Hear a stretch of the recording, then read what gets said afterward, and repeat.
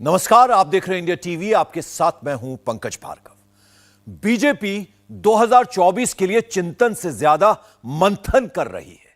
मोदी की party surprise देने के साथ साथ जबरदस्त एक्सरसाइज कर रही है। मध्य प्रदेश का सरप्राइज सामने आ गया। राजस्थान के लिए आज भी एक्सरसाइज चली। 2 दिन बाद 1 अक्टूबर को एक और बड़ा सरप्राइज आने वाला है। बीजेपी सीईसी की बैठक में नरेंद्र मोदी जब टीम फाइनल करने बैठेंगे तो प्लेइंग लिस्ट में बड़े बड़े नेताओं के नाम आने वाले हैं। बीजेपी की प्लेइंग लिस्ट कैसे बन रही है, 24 से पहले सिलेक्शन कैसे हो रहा है, नेता सिलेक्ट कैसे हो रहे हैं, रिजेक्ट कैसे हो रहे हैं, एक बहुत बड़ी पॉलिटिकल एक्सरसाइज की शुरुआती रिपोर्ट आपको बताते हैं। प्रधानमंत्री पॉपुलैरिटी टेस्ट ले रहे हैं। अपना नहीं, मोदी अपनी पार्टी के नेताओं की लोकप्रियता नाप रहे हैं। मोदी के नाम और मोदी के काम पर तो ये जीत ही जाएंगे। क्या ये नेता अपने नाम और अपने काम पर जीत पाएंगे? मोदी अपनी पार्टी के बड़े बड़े नेताओं को चुनाव मैदान में उतारने वाले हैं। कुछ नाम घोषित हो चुके हैं, कुछ नाम घोषित होने वाले हैं। जैसे वर्ल्ड कप के लिए टीम का सिलेक्शन होता है, वैसे ही मोदी 24 के लिए टीम बना रहे हैं। जो मोदी के टेस्ट में पास होंगे वो 24 की टीम में शामिल किए जाएंगे। जो फेल हो जाएंगे वो टीम से बाहर जाएंगे। नरेंद्र मोदी ने यह कैलकुलेटेड रिस्क लिया है। प्रधानमंत्री ने कौन सा फॉर्मूला फिक्स किया है? तो मैं भी अपना रिपोर्ट कार्ड आपको दे रहा हूं। मोदी अचानक कुछ नहीं करते। प्राइम मिनिस्टर की प्लानिंग कई महीने पहले से होती है। सारा कैलकुलेशन जोड़कर ही कोई फैसला होता है। मैं आपसे वादा करता हूं, 1 नंबर विधानसभा, विकास में भी 1 नंबर रहेगी। पार्टी को लगता है कि मुझे विधानसभा का चुनाव लड़ना चाहिए तो पार्टी का आदेश सिरोधार्य है। नरेंद्र मोदी 24 का फॉर्मूला कैसे बना रहे हैं? कांग्रेस माहौल बना रही है कि नरेंद्र मोदी को हार का डर सता रहा है। बीजेपी के बड़े बड़े नेता भाग रहे हैं। ये घबराहट का प्रमाण है, एक सूचक है कि मोदी जी घबराए हुए हैं, अमित शाह जी घबराए हुए हैं कि मुख्यमंत्री से लेकर जितने मंत्री हैं सबके टिकट भी कट सकते हैं भाजपा के। बीजेपी में अब तक एक पॉलिसी चली आई है, एक अलिखित नियम है। जो लोकसभा चुनाव लड़ गया उसे विधानसभा चुनाव का टिकट नहीं दिया जाता।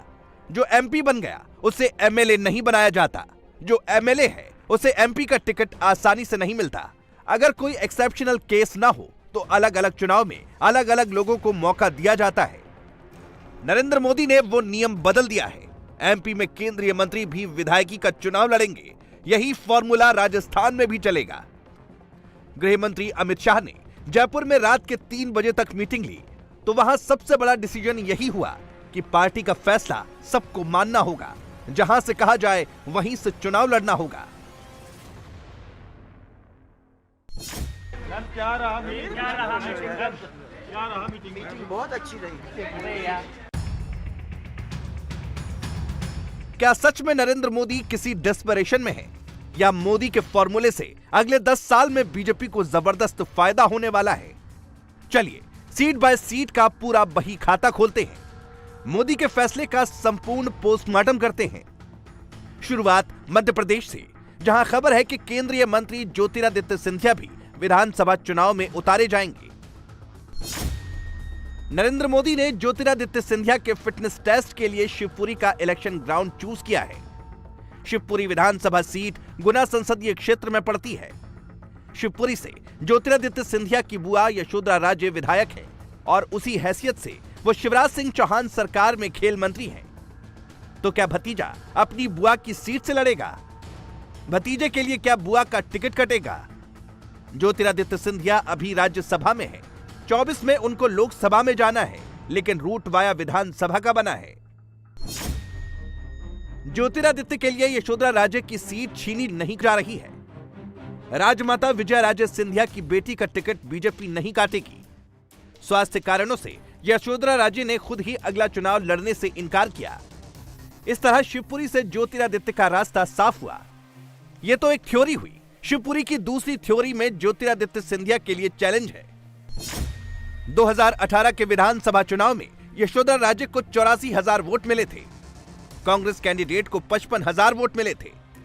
शिवपुरी में बीएसपी ने मुस्लिम कैंडिडेट उतारा था, उसे 13,000 वोट मिले थे। यशोधरा राजे 29,000 वोट से जीती थी, लेकिन इस बार शिवपुरी में एंटी इनकम्बेंसी फैक्टर है। बीजेपी यशोधरा राजे को किसी दूसरे तरीके से कॉम्पनसेट करेगी। उनको राज्यसभा भेजा जा सकता है, लेकिन 24 से पहले ज्योतिरादित्य को खुद को साबित करना ही होगा। 2019 में ज्योतिरादित्य सिंधिया गुना लोकसभा सीट से हार गए थे। अब सिंधिया को विधानसभा के चुनावी रण में उतरना होगा। नरेंद्र सिंह तोमर चंबल की दिमनी विधानसभा सीट से और ज्योतिरादित्य सिंधिया ग्वालियर संभाग की शिवपुरी सीट से। इसके पीछे मोदी की एक और स्ट्रेटेजी है। ग्वालियर चंबल संभाग में विधानसभा की 34 सीटें हैं। 2013 में बीजेपी ने यहां से 27 सीटें जीती थी। कांग्रेस को 7 सीटें मिली थी। 2018 में स्थिति उल्टी हो गई। कांग्रेस ने 26 सीटें जीती, बीजेपी को सिर्फ 6 सीटें मिली और 1 सीट बीएसपी ने जीत ली।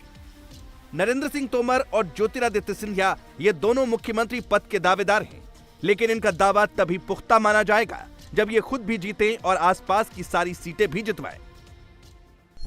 देखिए, इस पर मैं ज़्यादा टिप्पणी नहीं करूंगा, ये उनके आपस की बात है।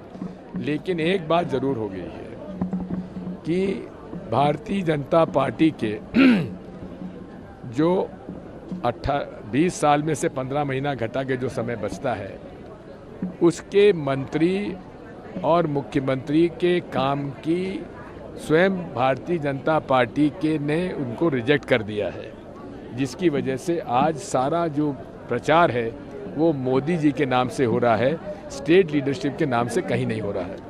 मोदी जी को गलतफहमी हो गई है कि पूरे देश में उनकी वजह से ही वोट मिलता है। ये गलतफहमी भी अब दूर हो जाएगी। मोदी के एक और मंत्री प्रहलाद पटेल नरसिंहपुर के चुनावी अखाड़े में भेजे गए हैं। प्रहलाद पटेल दमोह से सांसद हैं, जबकि नरसिंहपुर विधानसभा सीट होशंगाबाद लोकसभा क्षेत्र में पड़ती है। होशंगाबाद के सांसद उदय प्रताप सिंह गाडरवारा विधानसभा सीट पर उतारे गए हैं। नरसिंहपुर से प्रहलाद पटेल के भाई जालम सिंह पटेल 2 बार के विधायक हैं। महाकौशल रीजन में 38 सीटें हैं। 2018 में यहां कांग्रेस ने 24 और बीजेपी ने 13 सीटें जीती थी। मंत्रियों और सांसदों को विधानसभा चुनाव में उतारकर मोदी ने दांव बड़ा कर दिया है। महाकौशल रीजन पर कांग्रेस की भी नजर है। प्रियंका गांधी वाड्रा ने एमपी में अपने चुनाव प्रचार की शुरुआत ही महाकौशल से की थी। देखिए, बात ये सब अपनी नारेबाजी करेंगे, दावेदारी की नारेबाजी है।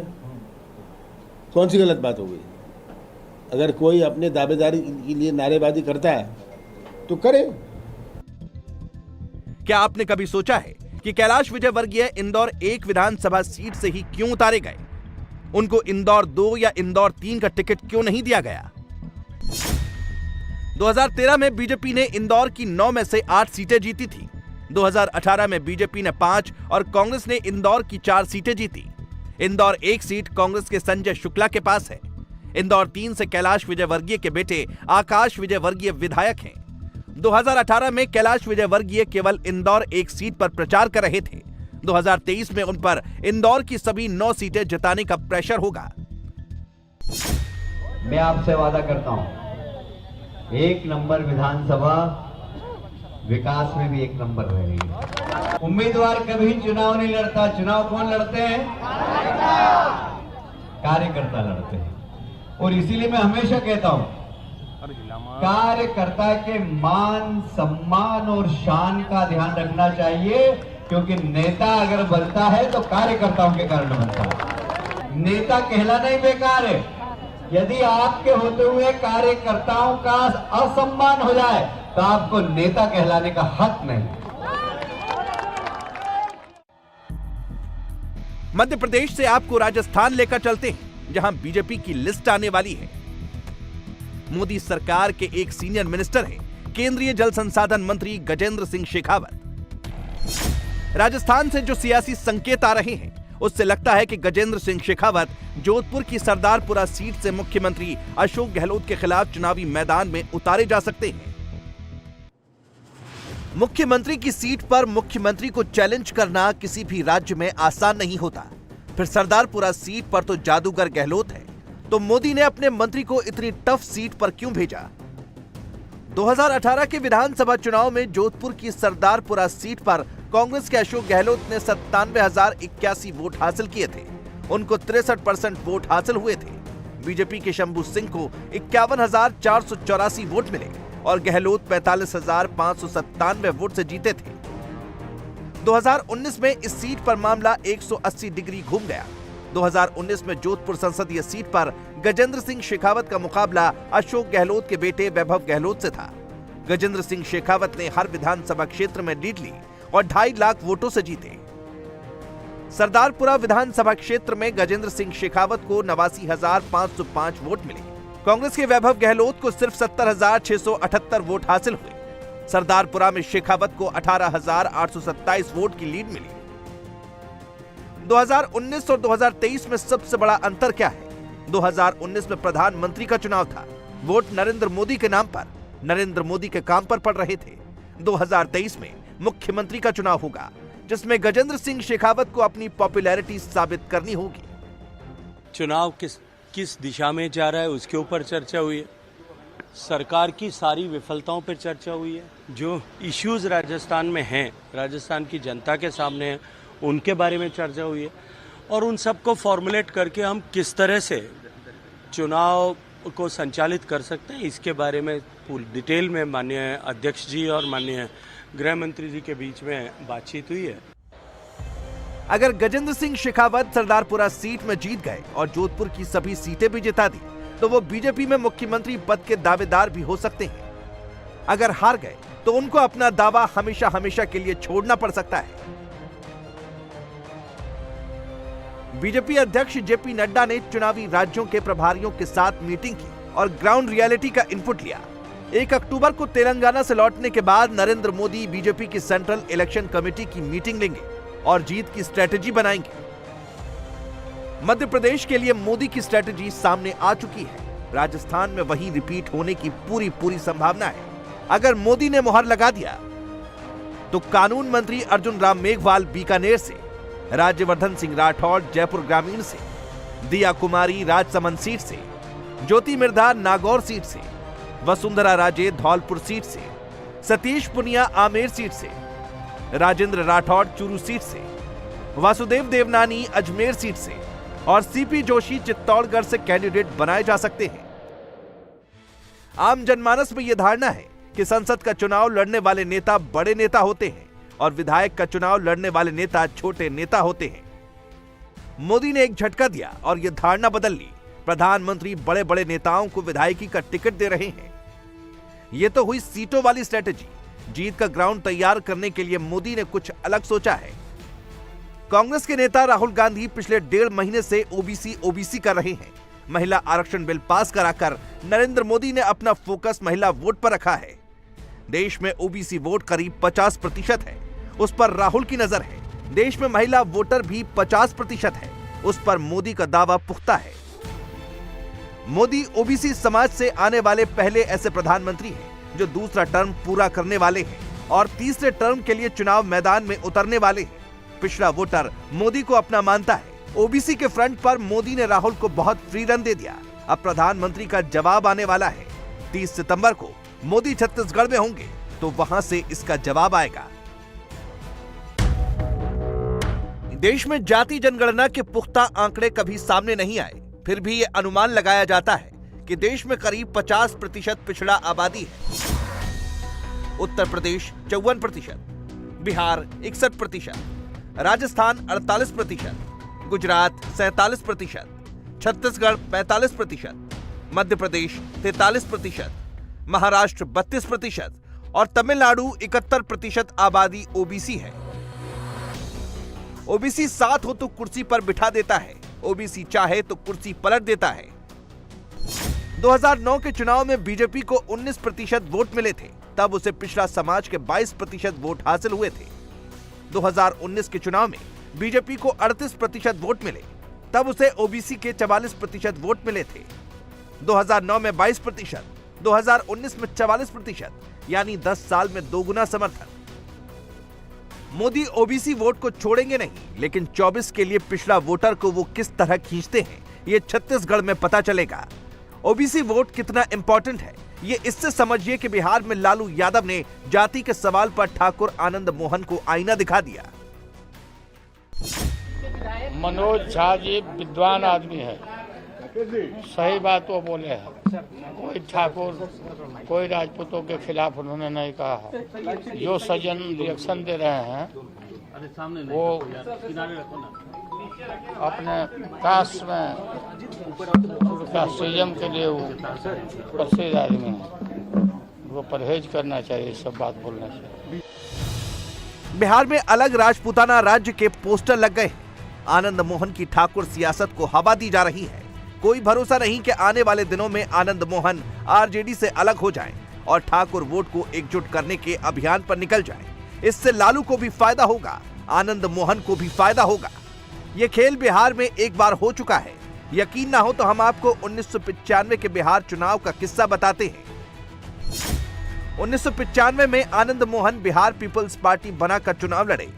बिहार की 324 सीटों में से आनंद मोहन ने 259 सीटों पर कैंडिडेट उतारे। आनंद मोहन ने सवर्ण खासकर ठाकुर वोटर को बीजेपी से अलग कर दिया। रिजल्ट आया तो बिहार पीपल्स पार्टी को केवल 3% वोट मिले। आनंद मोहन के 249 कैंडिडेट्स की जमानत जब्त हो गई। आनंद मोहन खुद 3 सीटों से लड़े और तीनों हार गए। बिहार पीपल्स पार्टी ने सिर्फ एक अररिया की सीट जीती। 1995 के चुनाव में लालू की ताकत और सीटें दोनों बढ़ गई। नरेंद्र मोदी को राजनीति का ये सारा किस्सा पता है। जब से मोदी केंद्र में है, पॉलिटिक्स के हर पन्ने पर मोदी का ही सिग्नेचर चलता है। मोदी बस एक तुष्टीकरण वाला दांव नहीं आजमाएंगे, प्रधानमंत्री बाकी कोई दांव नहीं छोड़ेंगे। इंडिया टीवी हर वक्त हर जगह डाउनलोड करने के लिए सर्च करें India TV news Google play store या ऐप स्टोर पर।